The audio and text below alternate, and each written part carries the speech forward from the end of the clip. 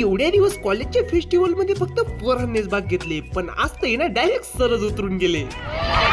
तर पब्लिक काल क्रिकेटच्या मॅचेस होत्या, मॅचेस बघायला आहे ना मोकार पब्लिक आलेली होती. आणि आज सर्व गेमांपेक्षा अवघड गेम म्हणजे संगीत खुर्ची होती. आणि त्याच्यापेक्षा मोठा विषय म्हणजे गाणे लावायला आम्हाला उभं केलं होतंय. मग आमचे गाणे ऐकून ना सर बी घाबरून गेले.